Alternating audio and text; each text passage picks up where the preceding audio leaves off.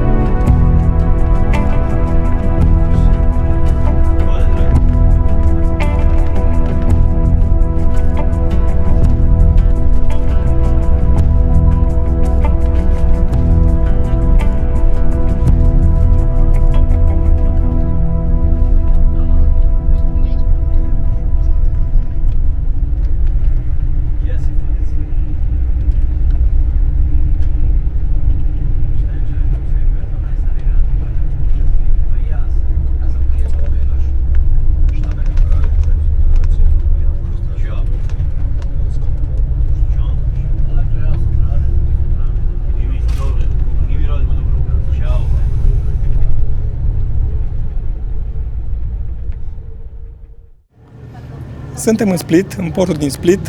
Am ajuns chiar în port pentru că acolo e și autogara, ceea ce e foarte fain, că în momentul în care ajungi cu autocarul, cobori direct în zona de feriboturi.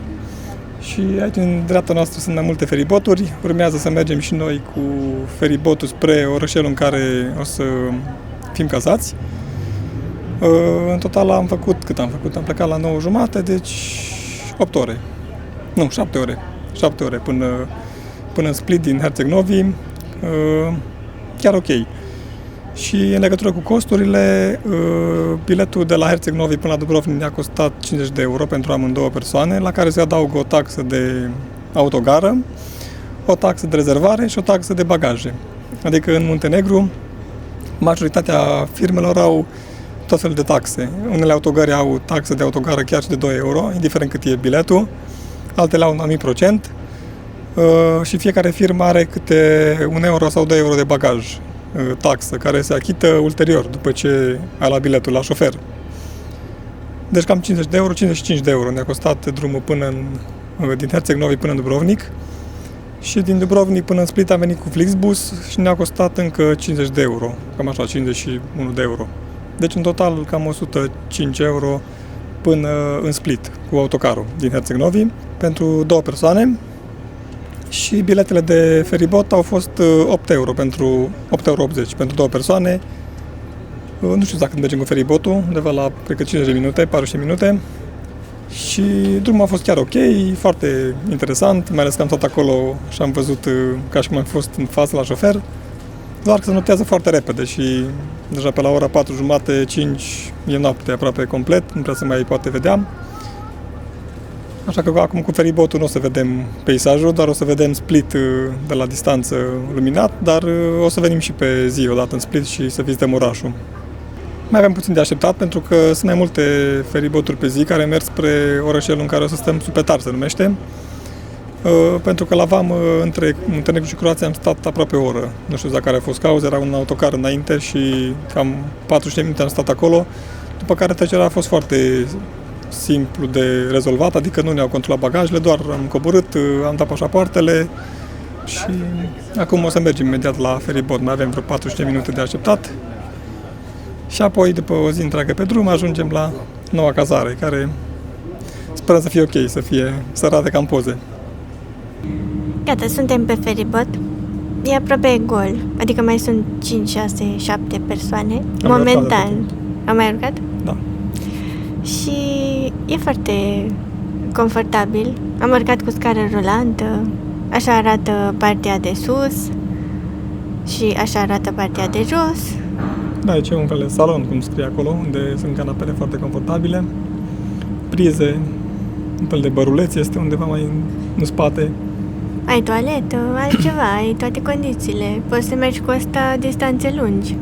Da, Iadrolina se numește linia de feriboturi și sunt multe legături, chiar și între Dubrovnik, cred că și cu Budva, dar doar în sezon.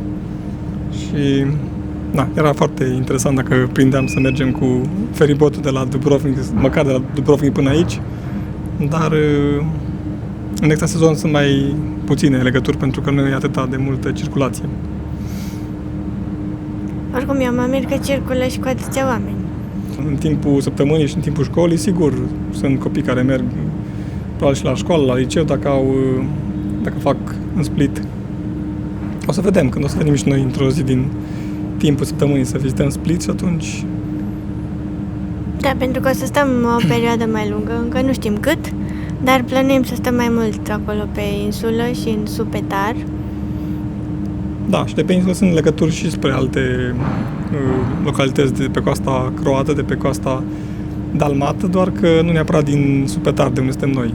Dar am văzut că sunt ceva autobuze locale, deci o să încercăm să ne deplasăm și pe acolo cu transportul în comun și să vedem și alte orășele. Dar așa arată foarte, și pentru 4,40 euro chiar sunt condiții ok, adică foarte bune, nu mi se pare scump. Nu e foarte departe, adică nu e o distanță foarte mare, așa față de Split, dar cred că mergem câteva zeci de minute. O să vedem când ajungem, că nu mai știu exact la cât să ajungem.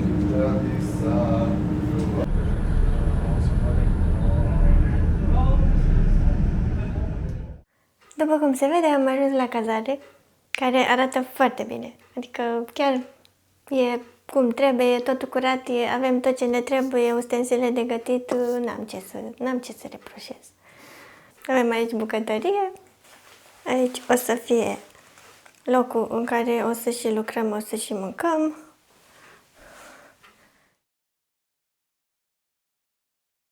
Aici e baia, mașină de spălat și dormitorul. E suficient de bine amenajat, chiar nu-mi trebuie mai mult. Și arată foarte bine și afară. Am bâșbit un pic până am găsit. Nu, cazarea am găsit-o repede. Că era, câteva drumuri mai principale, camera. să zic. Da, camera, pentru că era becul stins și gazdele nu sunt acasă acum, fiind weekend. Adică totul era deschis, totul era, doar că, erau părinții gazdelor acasă și ne-a spus că putem intra. Dar chiar îmi place foarte mult cum arată. Și mai ales că avem cuptor, mașină de spălat vase, nu știu dacă o să o folosesc, dar mai ales chiar tot ce trebuie. Da, și mai ales vase și tacâmuri și astea curate. Da. Acum, nu știu dacă mai e ceva care îmi lipsește, dar hai ne surcăm noi. Că... Șeful la cazări tu ești. Întotdeauna a găsit bune, nu m-a dezamăgit niciodată.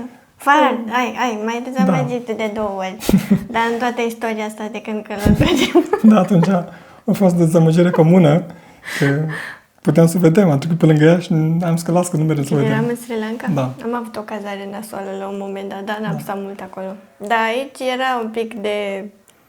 Așa, aveam un pic de emoții pentru că vrem să o închiriem pentru mai mult timp și nu știam dacă e totul în regulă, dar chiar e super curat. Da, și acum n-am luat-o de pe Booking sau Airbnb, am luat direct de la proprietar, de pe un grup de Facebook cu cazări și cu apartamente închiriate pe termen lung, dar arată foarte bine, exact ca în poze. Și sunt 4 apartamente în toată clădirea. Plus... E o casă din aceea tipic mediteraneană, cumva? Da.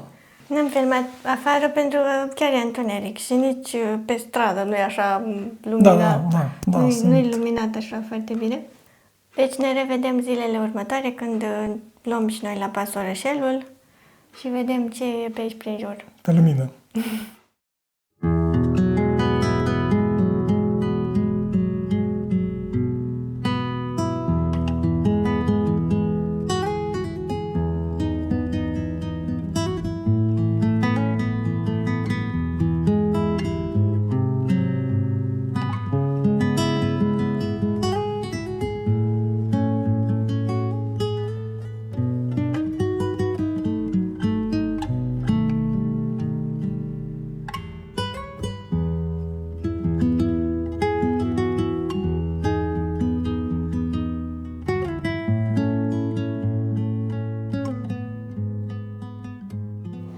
Când am ajuns în Subpetar era noapte și nu am putut să vă arătăm mare lucru pe aici, dar acum, la câteva zile distanță de momentul în care am filmat, am ieșit să filmăm puțin prin cartier și să facem o scurtă plimbare prin oraș.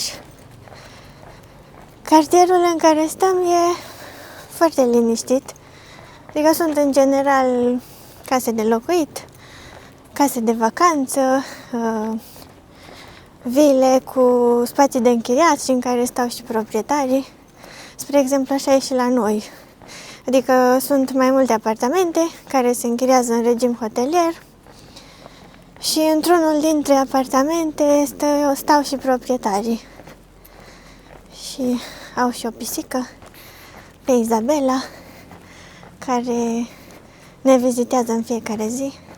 Am văzut că și-a făcut și un obicei să doarmă acolo pe terasa noastră. Și acolo o vedem dimineața, seara. Ne mai cheamă pe la ea. E foarte amuzantă. În general ne place și cazarea, și cartierul, și orășelul. Și chiar a fost o idee foarte inspirată să venim aici. Da, foarte. Aprobi, nu? Și legat de cum am ajuns să găsim, nu știu, locația asta sau zona asta unde stăm, noi ne-am propus să venim în zona Balcanilor pe timpul iernii, ca să evităm perioada asta de ceață, frig în România, când nu prea îți vine să ieși de multe ori, poate. Și Noi ne gândeam să mergem în Muntenegru pentru că ne-a plăcut foarte mult când am fost în 2019 și am căutat cazări pentru 2-3 luni, am găsit ceva, dar nu eram hotărâți dacă să stăm în zona de munte sau doar la mare. Și la un moment dat, pe un grup din ăsta de Facebook cu apartamente de închiriat pentru digital nomad, persoane care călătoresc pe termen lung sau expați, a apărut o viluță, o casă cu mai multe apartamente de închiriat, cea în care stăm acum. Asta era undeva prin mijlocul verii, dacă nu mă înșel. Și oferta era undeva la 900 de euro pe lună, dacă nu mă înșel, începând cu luna septembrie. Și, deși mi-a plăcut cum arăta casa, am zis că depășește bugetul și atunci n-am mai insistat. Am mai trecut vreo 2 luni, aproape de când ne pregăteam noi să plecăm în Muntenegru, oferta a scăzut la vreo 650 de euro pe lună și zic, e mai aproape de buget, dar tot e acolo, puțin peste ce găsisem în Muntenegru și nu ne-am decis. Și după aceea, când eram aproape să plecăm în Muntenegru câteva zile, a scăzut prețul la jumătate. 450 de euro pe lună, cazare plus cheltuieli. Am vorbit cu proprietarii, ne-a spus că acolo intră absolut tot, adică toate cheltuielile de a locui o lună în cazare, plus o mică taxă de turist. Am înțeles că și în Croația este un fel de taxă de turist, doar că nu e la fel de 1 euro pe zi. Și atunci ne-am interesat să vedem care sunt condițiile de a ajunge aici, fiind pe o insulă, să vedem dacă sunt mijloace de transport în comun, cât de ușor e de ajuns de la Split. Și când am văzut că sunt toate opțiunile și că e ușor de ajuns de la Split, sunt feriboturi de multe ori pe zi, am zis că e ok, ne decidem să mergem în Croația, chiar dacă nu era în plan. Bine, înainte de asta am consultat puțin și catalogul Lidl și... Să vedem care sunt prețurile la mâncare. Da, și alte magazine, alte supermarketuri din Croația, pentru că noi aveam impresia sau știam că Croația e o țară destul de scumpă, comparativ cu România. Doar că între timp se pare că prețurile la alimente au ajuns cam la fel sau unele chiar mai mici decât în România. Da, și după ce am văzut și prețurile la alimente, am văzut că sunt cam la fel ca în România, am zis că e ok, putem să mergem în Croația, pentru că cumva cazarea asta era mai avantajoasă, că stăteam o perioadă mai lungă, la un buget chiar mai mic decât era în Muntenegru, decât ce găsim pentru Muntenegru pentru 2 sau 3 luni. Și evitam și costul cu taxa de turist, care în Muntenegru era 1 euro pe zi, deci ieșeam mai avantajos la preț și era și o zonă unde ne doream sau ne propuneam să venim la un moment dat pe coasta dalmată din Marea Adriatică și eram chiar pe insulă, deci era și mai mult decât am fi căutat. Nu știam nimic despre insula asta, despre Supetar ca și localitate. Atunci am început să caut foarte repede câteva informații, să văd dacă avem ce face pe insulă. Am văzut că sunt ceva trasee de drumeții destul de multe, poți să mergi cu bicicleta și fiind extra sezon era liniște, adică eram convins că o să fie ok. Acum vremea nu să fie neapărat de plajă sau de făcut baie, dar nu țineam neapărat să venim pentru asta. Păi uite, acum ești la plajă. Da. Și ai vremea asta. Da. Senin. Aici o mică plajă care e chiar lângă cazare. Cred că cât am făcut? 2 minute de la 2 cazare. minute, da. Așa, pe hartă sunt multe plaje de genul ăsta, mai mici, mai mari, unele majoritatea cu pietre. Dar e frumos că e apa foarte limpede și în depărtare se vede coasta, se vede Split, acolo chiar în față e Split. Al doilea oraș ca mărime din Croația. Cum să zic, dacă calculăm cheltuielile pe iarnă în România, dacă ai o chirie și încălzire și toate astea, sigur, sau cel puțin 45 de euro se ajunge pentru 2 persoane. Adică în orice oraș. Pentru că noi am văzut când am fost atunci în vară, am căutat chirii și astea și nu găseam absolut nimic sub 200 de euro chiria pe lună.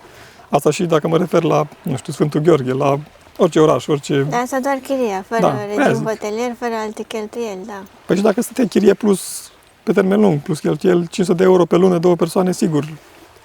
Dacă stăteam în Reștea, era undeva la suma asta. Și atunci am zis că cam aceleași costuri, putem avea peisajul ăsta. Nu știu dacă am zis că la cazare prețul e undeva la 80 de euro pe noapte în sezon, 80-90 Da, de euro. cazarea asta pe care noi o avem costă 80 de euro pe noapte în full sezon. Da, asta a fost sezonul trecut, că am văzut acolo prețul. Deci noi practic stăm cu vreo 12-15 euro pe noapte, Da. pe coasta dalmată. Vis-a-vis de Split. Asta zic că numai tu poți să găsești cazările astea. Dar nici n-am căutat-o. Adică asta chiar n-am căutat-o. Am zis că nu, noi ne gândeam Muntenegru, am căutat în Albania, aveam foarte multe, pentru că și în Albania ne doream să mergem, adică ne-am mai uitat și acum vreo 2 ani. Și am zis că ar fi o perioadă bună și în Albania, e cald, e aproape și de Grecia, deci ar fi fost bine și acolo. Am găsit în Albania cam la același preț și am zis dacă totuși avem variantă cu Croația, hai să mergem acum în Croația, că în Albania oricum prețurile sunt mai mici în sezon, adică poți să mergi în sezon. Am închiriat studioul, că nu e, l-ați văzut deja, e un dormitor, o bucătărie / living și baie pentru 3 luni. Pentru că cumva atât ai dreptul să stai în... Da, oficial și legal, chiar dacă suntem în Uniunea Europeană și în Schengen, atâta e permis, 90 de zile consecutiv.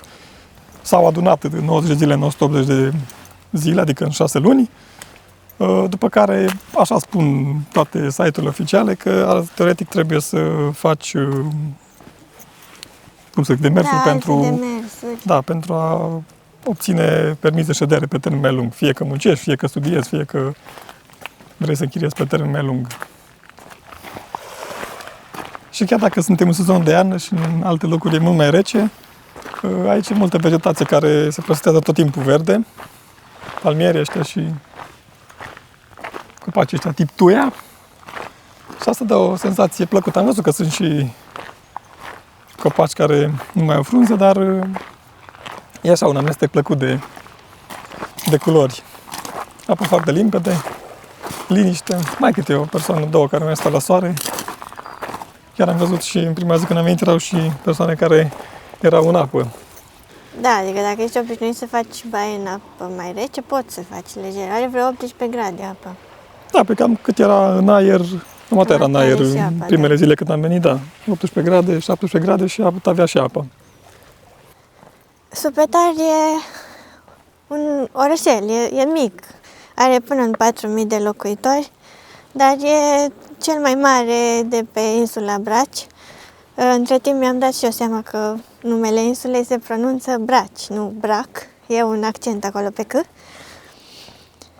Și da, toată insula are undeva la 13.000 de locuitori și Supetar e, să zic, orașul capital de pe insulă. Și e accesibil cu feribotul din Split, cum am venit și noi, dar există și aeroport pe insulă. Și feribotul circulă chiar des, chiar și acum în extra sezon și durează cam 50 de minute să traversezi de pe un mal pe celălalt.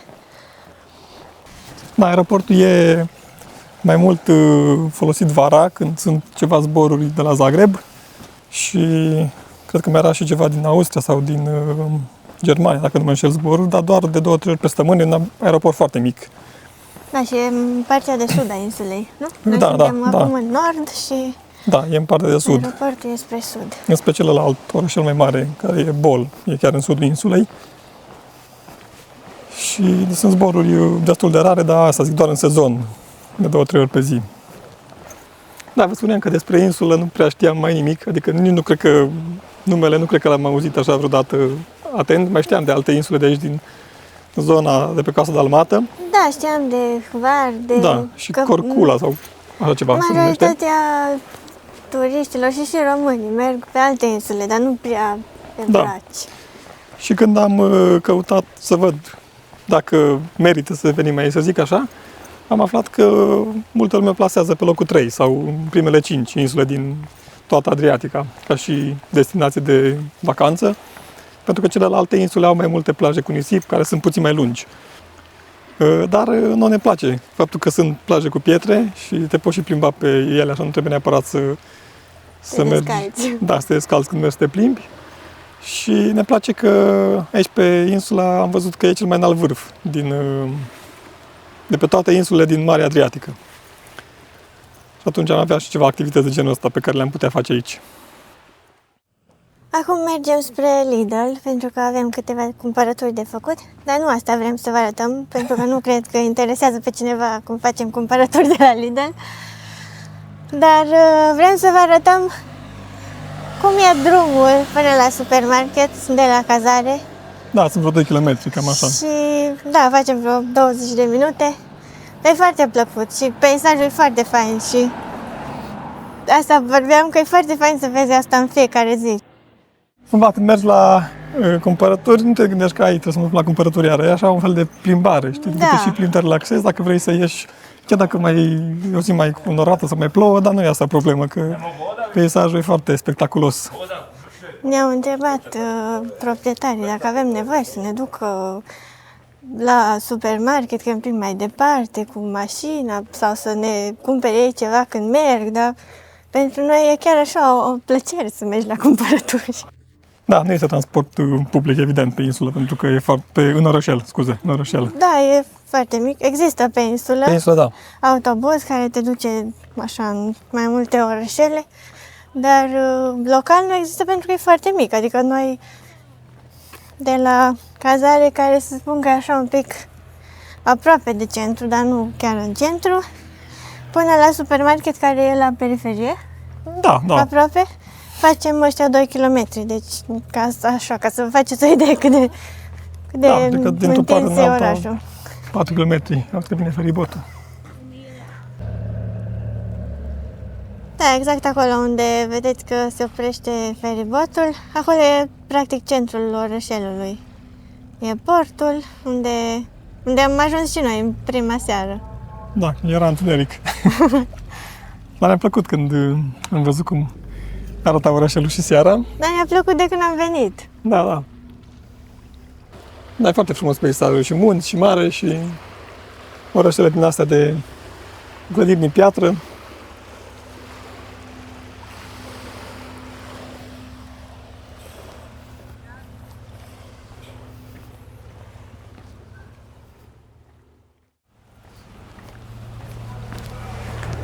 Da, așa sunt cam toate clădirile de locuit din oraș și chiar de pe insulă.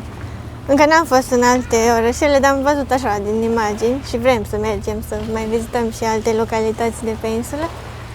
Dar cam așa arată și îmi place cum sunt toate obloane, sunt din piatră, sunt aranjate, au portocali, mandarini, măslini.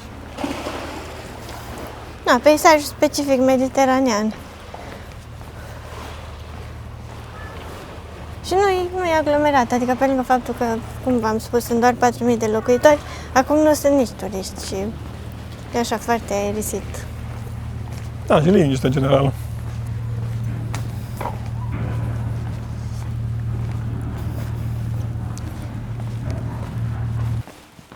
Da, și drumul până la Lidl, după ce merge puțin pe malul mării sau aproape de plajă, începe să urce, că magazinele astea sunt în partea mai de sus a orașului, dar nu foarte mult. Și e plăcut că vezi cum arată casele oamenilor și de multe ori pe marginea drumului sau în curțile oamenilor găsim dafin. Nu știu că se dafin.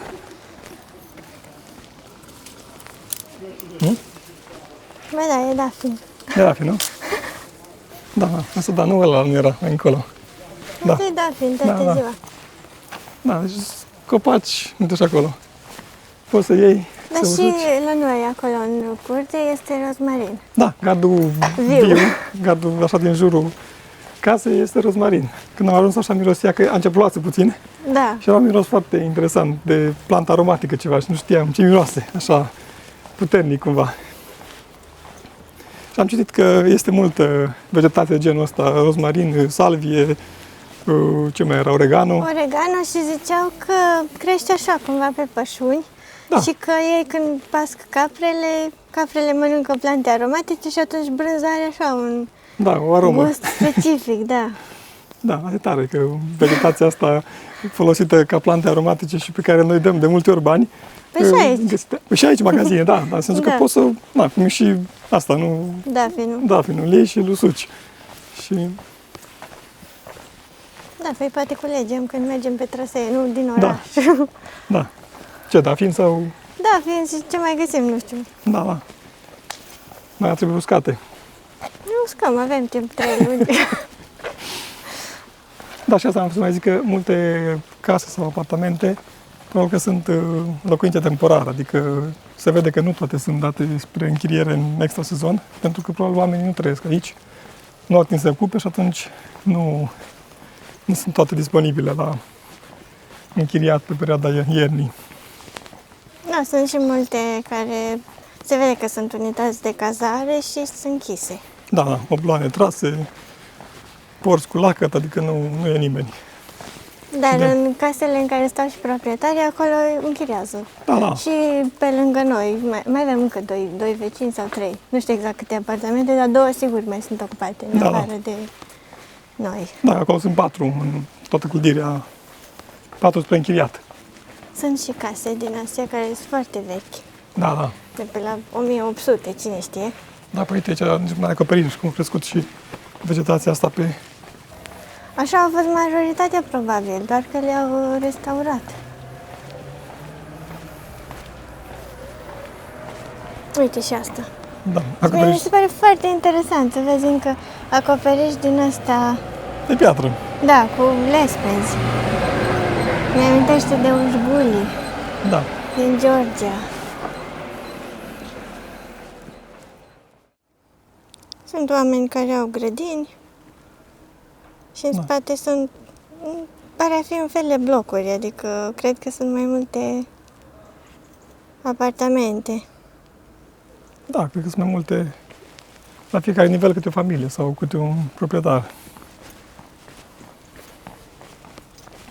Și după vreo 20 minute după ce am plecat de la cazare, am ajuns la Lidl, la zona de supermarketuri, pentru că aici, în dreapta, e Lidl-ul. În dreapta e Lidl-ul, aici mai avem încă un Tommy Supermarket. Da, și în spatele mai e unul, Consum. Da, sunt vreo 3 aici, e complexul ăsta de supermarketuri. Da, de cumpărături, de unde ne facem cumpărăturile. Pentru că asta a fost un motiv sau un argument pentru care am ales Supetar, hai să traversăm.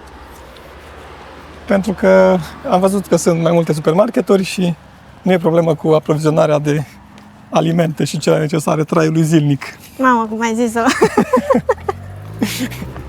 Așa, televizionistic. Da, da.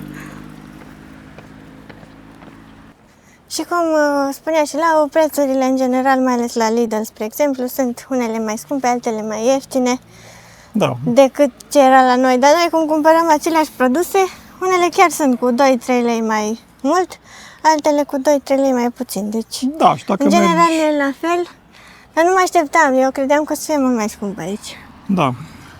Da, pe asta a fost un motiv pentru care inițial Croația nu intra în varianta de a locui 3 luni. Adică ne gândeam să vizităm așa 2-3 săptămâni ca și vacanță, unde nu stăm mai mult decât perioada vacanței. Și peisajul din spate, adică din față, cum stăm noi acum, Se vede Split, orașul din care am venit cu feribotul, se văd Alpii din Arici și peisajul e foarte spectaculos și când sunt nori și mai ales la apus.